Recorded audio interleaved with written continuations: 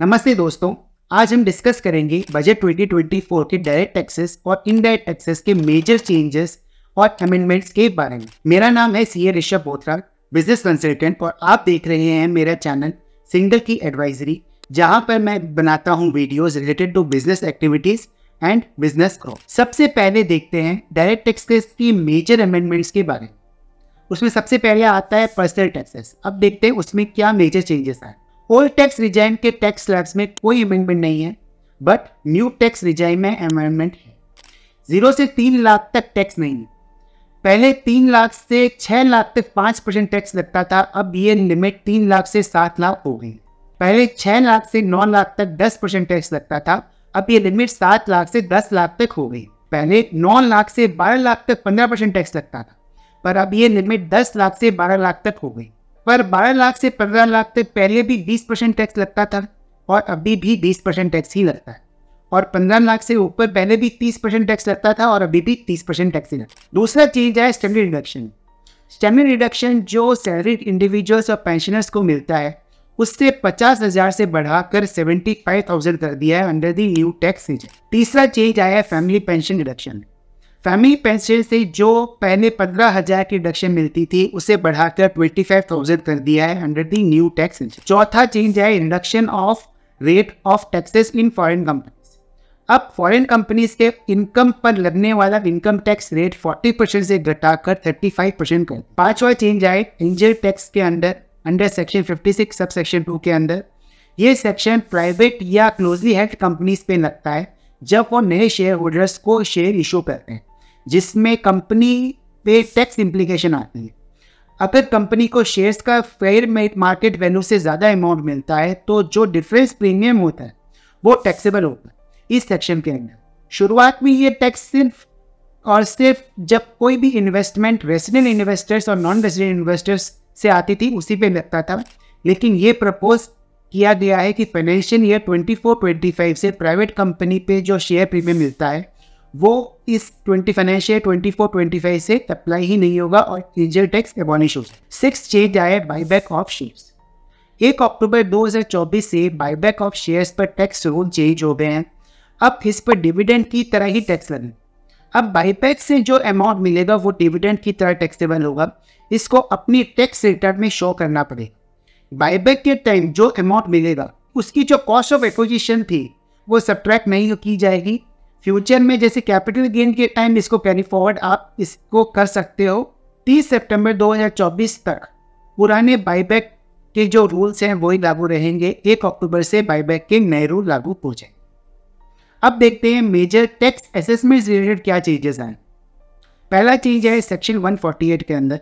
पहले अगर income tax department notice issue करता था अंडर सेक्शन 148, तो एसएससी को उसका रेस्पॉन्स देने के लिए 3 महीने मिलते थे, और अगर एसएससी एक्स्ट्रा टाइम की रिक्वेस्ट करता था तो ऑफिसर टाइम एक्सटेंड कर सकता। अब एक्सटेंशन अलाउड नहीं होगा, रेस्पॉन्स टाइम फिक्स्ड है और 3 महीने से ज़्यादा नहीं हो सकता। ये चेंज 1 सितंबर 2024 से लागू हो जाए। दूसरा चेंज आया सेक्शन 149।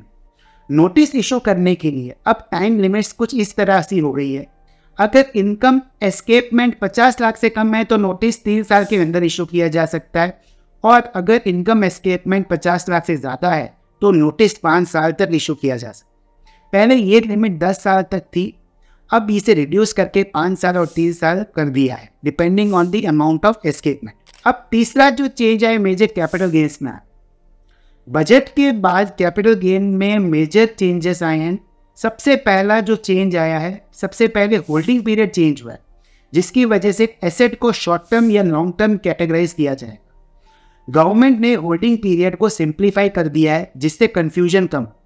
अब होल्डिंग पीरियड 2 कैटेगरीज में डिवाइडेड, 12 मंथ और 24 मंथ। लिस्टेड सिक्योरिटीज के लिए होल्डिंग 12 महीने है। अगर आप 12 महीने तक होल्ड करते हैं तो शॉर्ट टर्म कैपिटल गेन होगा, और 12 महीने से ज़्यादा होल्ड करते हैं तो लॉन्ग टर्म कैपिटल गेन होगा। फिर दूसरा चेंज कैपिटल गेन्स में आया, लिस्टेड बिजनेस ट्रस्ट के लिए भी होल्डिंग पीरियड 12 महीने है। पहले ये 36 मंथ्स था, लेकिन अब इसे रिड्यूस कर दिया गया है। बॉन्ड्स, डिबेंचर्स और गोल्ड के लिए पहले 36 महीना था, अब इसे 24 मंथ्स कर दिया। तीसरा चेंज आया है short term capital gains tax rate में भी चेंज आए हैं। लिस्टेड सिक्योरिटीज के लिए जो टैक्स रेट 15% था अब वो 20% कर दिया गया है। बाकी शॉर्ट टर्म कैपिटल गेन्स में जो स्लैब रेट्स पर हैं उन्हीं में ही कोई चेंजेस आए नहीं है, वो जैसे थे वैसे ही टैक्स लगेंगे।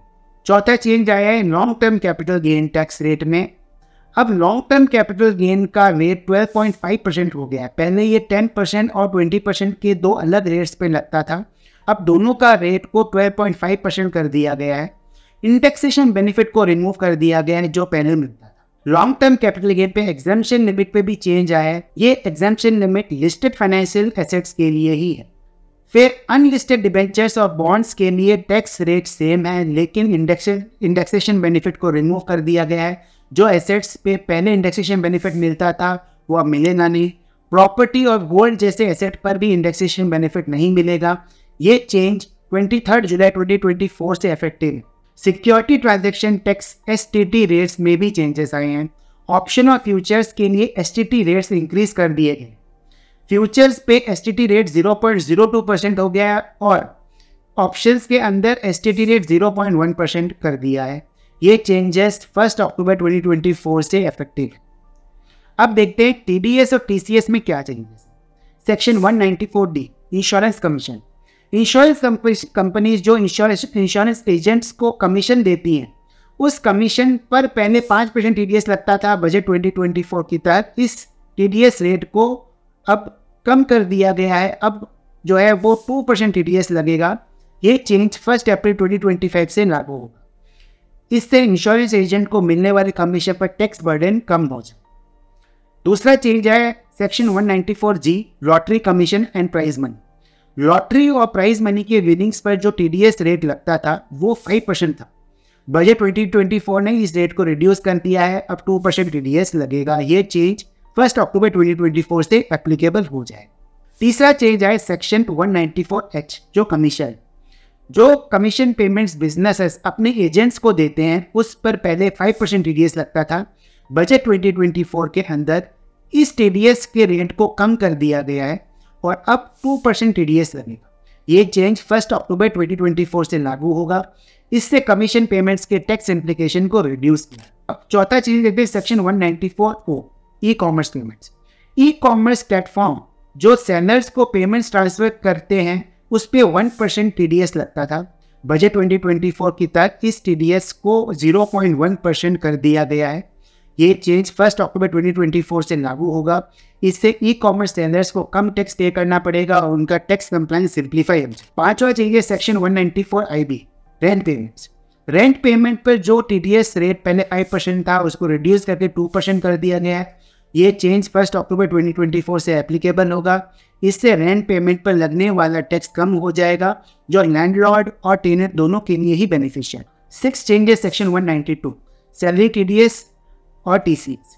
सैलरी पेमेंट्स पर TDS कैलकुलेशन में अब एम्प्लॉयर्स को TCS tax collected at source को भी कंसिडर करना पड़ेगा। ये चेंज 1 अक्टूबर 2024 से लागू होगा। इससे सैलरी के TDS कैलकुलेशन में ट्रांसपेरेंसी और एक्यूरेसी बढ़ जाए। 7 चेंज है interest rate for late payment of TCS।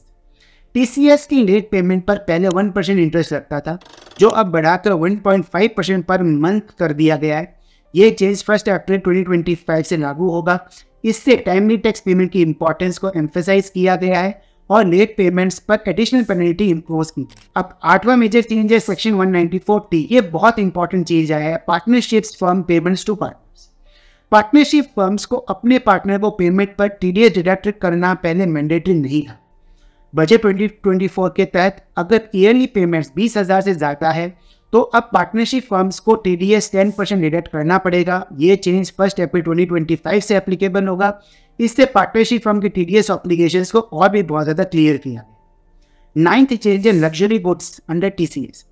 Luxury goods पर TCS की कोई स्पेसिफिक पहले प्रोविजन नहीं थी। अब लग्जरी गुड्स पर 1% TCS एप्लीकेबल होगा जिसकी गुड्स की वैल्यू 10 लाख से या उससे ज़्यादा है। ये चेंज 1 जनवरी 2025 से एप्लीकेबल होगा। इससे लग्जरी गुड्स के परचेज पर एडिशनल टैक्स बर्डन इंपोज किया। 10th मेजर चेंज है इनमूवेबल प्रॉपर्टी TDS के ऊपर क्लैरिफिकेशन किया है। इनमूवेबल प्रॉपर्टी का सेल या परचेज पर TDS कैलकुलेशन के प्रोसेस को क्लैरिफाई कर दिया गया। अगर एक प्रॉपर्टी की परचेज में मल्टीपल बायर्स हैं तो टोटल कंसिडरेशन को एग्रीगेट करके ही TDS कैलकुलेट किया जाएगा। ये क्लैरिफिकेशन 1 अक्टूबर 2024 से एप्लीकेबल होगा। इससे प्रॉपर्टी ट्रांजैक्शन में क्लैरिटी और एक्यूरेसी बढ़ जाए। 11th जो चेंज आया है वो lower deduction of TDS certificate. Lower deduction certificate लेने के लिए पहले प्रोसेस काफ़ी कॉम्प्लिकेटेड था। बजट 2024 के तहत अब लोअर डिडक्शन सर्टिफिकेट लेना काफ़ी ईजी हो जाएगा। ये चेंज 1 अक्टूबर 2024 से एप्लीकेबल होगा। इससे टैक्स पेयर के लिए लोअर डिडक्शन सर्टिफिकेट प्राप्त करना और टैक्स कंप्लायंस को सिंप्लीफाई कर दिया गया। अब देखते हैं कुछ अदर चेंजेस, जैसे कि वर्किंग पार्टनर्स की रेम्यूनरेशन लिमिट। पार्टनरशिप फर्म जो अपने वर्किंग पार्टनर को रेम्यूनरेशन देते थे, उनकी डिडक्शन लिमिट को बढ़ाने का प्रपोजल दिया है। पहले 3 लाख के बुक प्रॉफिट या लॉस पर रेम्यूनरेशन की लिमिट थी 1,50,000 और 90% of the book profit whichever is higher, और बाकी के जो रिमेनिंग बुक प्रॉफिट का बैलेंस था उसमें 60% ऑफ द बुक प्रॉफिट आप रेम्यूनरेशन दे सकते थे। पर अब ये लिमिट बढ़ा दी गई है। On the first 6 lakh of the book profit और लॉस रेम्यूनरेशन की जो लिमिट है वो 3 लाख और 90% ऑफ द बुक प्रॉफिट कर दी है whichever is higher, and on the remaining balance book profit 60% of the book profit रखा। तो ये चेंज फर्म्स को ज़्यादा टैक्स बेनिफिट देगा और वर्किंग पार्टनर्स के रेम्यूनरेशन को बेटर टैक्स ट्रीटमेंट मिलेगी। दूसरा चेंज आया हाउस प्रॉपर्टी के टैक्सेशन पे। अगर आप अपनी हाउस प्रॉपर्टी या उसके किसी पार्ट को रेंट पर देते हैं तो पहले ये इनकम फ्रॉम PGBP मतलब प्रॉफिट एंड गेन्स और बिजनेस एंड प्रोफेशन के अंदर चार्ज होती थी। अब ये इनकम सिर्फ इनकम फ्रॉम हाउस प्रॉपर्टी के हेड पर ही चार्ज होगी। इससे हाउस प्रॉपर्टी रेंटल इनकम पे टैक्सेशन क्लियरली डिफाइन किया गया है और बिजनेस इनकम्स को अलग किया गया। तीसरा चेंज आया transfer of capital asset. Capital asset का ट्रांसफर जो गिफ्ट, विल या इररिवोकेबल ट्रस्ट के थ्रू होता है, अब एक ट्रांसफर के रूप में कंसिडर किया जाएगा। ये रूल सिर्फ इंडिविजुअल या HUF के बाहर के एंटिटीज पर लागू होगा। इससे कैपिटल गेन कैलकुलेशन के ट्रांसफर की डेफिनेशन को और ब्रॉडन कर दिया। चौथा चीज है settlement amount as business expenditure. कोई भी सेटलमेंट फीस जो लॉ के कॉन्ट्रावेंशन के लिए इनकर की जाती है उससे बिजनेस एक्सपेंडिचर के रूप में अलाउ नहीं किया जाएगा। सेंट्रल गवर्नमेंट जो भी कॉन्ट्रावेंशन केसेस नोटिफाई करेगी उनमें सेटलमेंट अमाउंट को बिजनेस एक्सपेंडिचर में इंक्लूड नहीं किया जाए। पांचवा चेंज है विवाद से विश्वास स्कीम 2024। एक नया स्कीम इंट्रोड्यूस किया जाएगा जो पेंडिंग अपील्स के लिए सेटलमेंट के लिए होगा। यह स्कीम एक स्पेसिफाइड डेट से ऑपरेशनल होगी और इसकी लास्ट डेट भी नोटिफाई किया जाएगा। इससे टैक्स डिस्प्यूट्स को रिजॉल्व करने में हेल्प मिलेगी। 6 चेंज है इक्वलाइजेशन लेवी। इक्वलाइजेशन लेवी जो ई-कॉमर्स सप्लाई या गुड्स और सर्विस के कंसिडरेशन पर 2% लगती थी, अब 1 अगस्त 2024 से एप्लीकेबल नहीं रही। इसका मतलब है कि ई-कॉमर्स ट्रांजैक्शन पर ये लेवी नहीं लगी।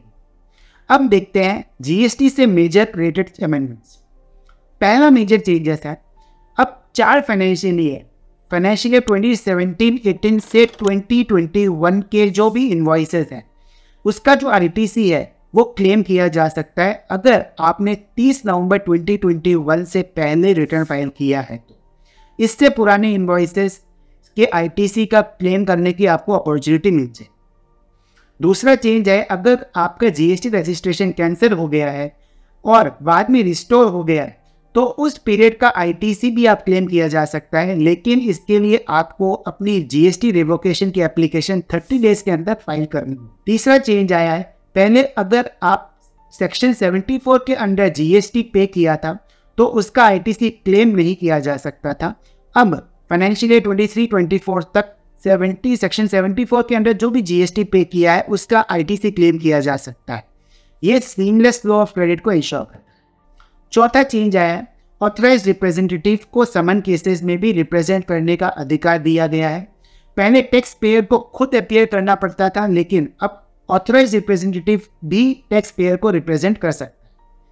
पांचवा चेंज है, अपील फाइल करने के लिए maximum pre deposit amount appeal to commissioner को रिड्यूस कर दिया है। पहले 25 करोड़ था, अब 20 करोड़ कर दें।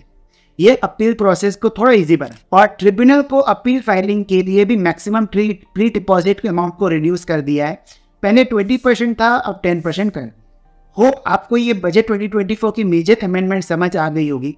अगर आपको कोई समस्या है तो आप नीचे दिए गए लिंक पर व्हाट्सएप के जरिए संपर्क कर सकते हैं। आप हमसे कंसल्टिंग कॉल भी बुक कर सकते हैं। अगर आपको लगता है कि ये वीडियो इंटरेस्टिंग है और आपको लगता है कि ये ज़्यादा से ज़्यादा लोगों तक पहुंचनी चाहिए तो आप अपने दोस्तों के साथ, वेंडर्स के साथ, कस्टमर के साथ शेयर कीजिए, स्प्रेड कीजिए। और आपको ऐसी और नॉलेज चाहिए तो प्लीज़ इस चैनल को सब्सक्राइब कीजिए। Thank you.